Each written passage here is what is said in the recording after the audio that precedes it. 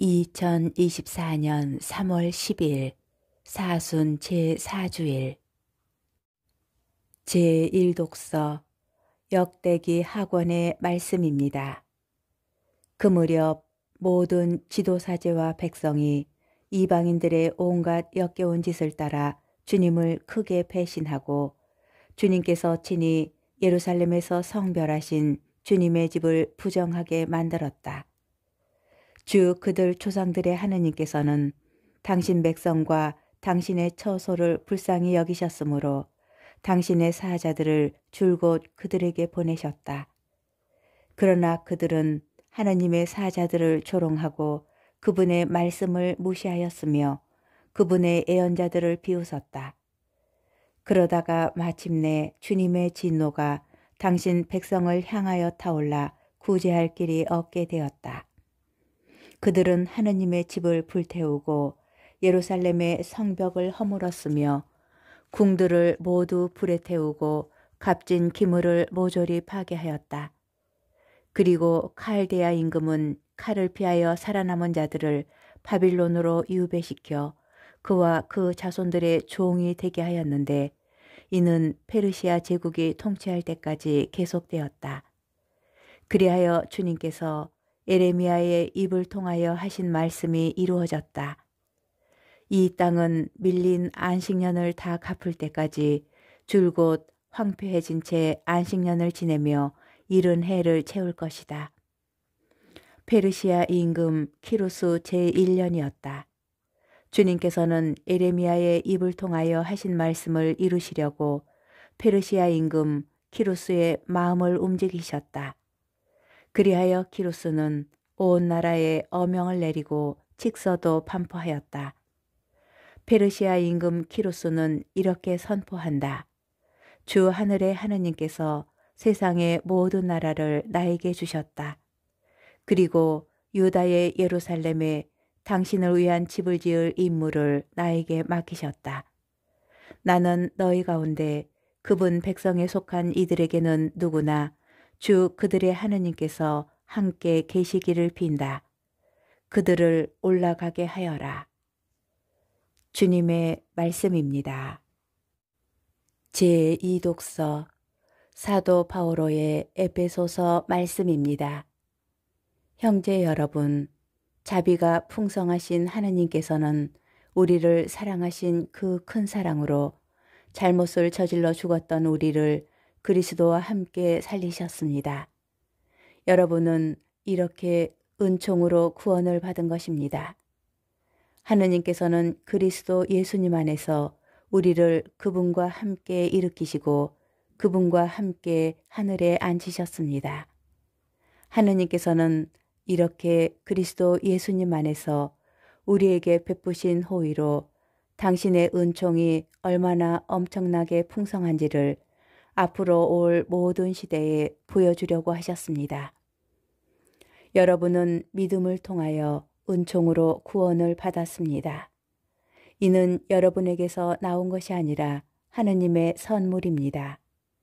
인간의 행위에서 나오는 것이 아니니 아무도 자기 자랑을 할 수 없습니다. 우리는 하느님의 작품입니다. 우리는 선행을 하도록 그리스도 예수님 안에서 창조되었습니다. 하느님께서는 우리가 선행을 하며 살아가도록 그 선행을 미리 준비하셨습니다. 주님의 말씀입니다. 복음, 요한복음 3장 14절에서 21절의 말씀입니다. 그때 예수님께서 니코데모에게 말씀하셨다. 모세가 광야에서 뱀을 들어 올린 것처럼 사람의 아들도 들어 올려져야 한다. 믿는 사람은 누구나 사람의 아들 안에서 영원한 생명을 얻게 하려는 것이다. 하느님께서는 세상을 너무나 사랑하신 나머지 외아들을 내주시어 그를 믿는 사람은 누구나 멸망하지 않고 영원한 생명을 얻게 하셨다. 하느님께서 아들을 세상에 보내신 것은 세상을 심판하시려는 것이 아니라 세상이 아들을 통하여 구원을 받게 하시려는 것이다. 아들을 믿는 사람은 심판을 받지 않는다. 그러나 믿지 않는 자는 이미 심판을 받았다. 하느님의 외아들의 이름을 믿지 않았기 때문이다. 그 심판은 이러하다. 빛이 이 세상에 왔지만 사람들은 빛보다 어둠을 더 사랑하였다. 그들이 하는 일이 악하였기 때문이다.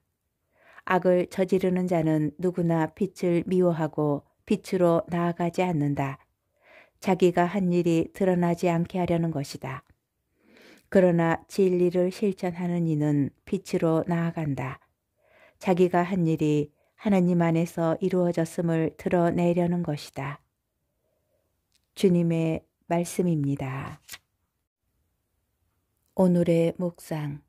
사순 제4주일에 강조되는 주제는 기쁨입니다.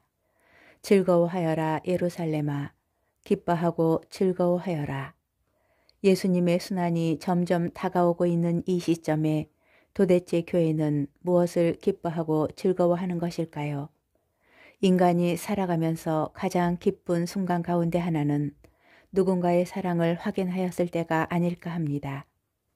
하물며 내가 하느님 사랑의 대상임을 확인한다면 그보다 더한 기쁨이 있을까요? 제1독서는 이스라엘의 배신과 외면에도 변함없이 성실하신 하느님의 사랑을 말합니다. 유배하던 유다인들을 해방하여 준 페르시아 임금의 칙령이 사실은 하느님의 조처였음을 분명히 선언하고 있기 때문입니다. 주님께서는 페르시아 임금 키루스의 마음을 움직이셨다. 한결같고 성실하신 하느님의 사랑은 복음에도 잘 드러납니다. 광야에서 생활하며 되풀이하던 이스라엘의 반역 때문에 하느님께서는 뱀을 보내시지만 결국 이스라엘을 다시 살리시려고 구리 뱀을 들어 올리십니다. 모세가 광야에서 뱀을 들어 올린 것처럼 사람의 아들도 들어 올려져야 한다. 여기에서 관심을 끄는 내용은 해야 한다라는 표현입니다. 누군가를 대신하여 배상하거나 속죄하는 것은 사랑할 때 나오는 행위입니다. 사랑하니까 그를 대신해서라도 배상하지 않을 수 없게 되는 것입니다. 예수님께서 십자가에 들어 올려지셔야 한다라는 표현은 사랑하기 때문에 생겨난 주님의 희생을 의미하고 그렇게 십자가는 사랑이 완성되는 자리가 됩니다. 오늘 복음서에서 나오는 누구든지 위로부터 태어나지 않으면 하나님의 나라를 볼 수 없다 라는 말씀은 바로 이런 맥락에서 이해할 수 있습니다.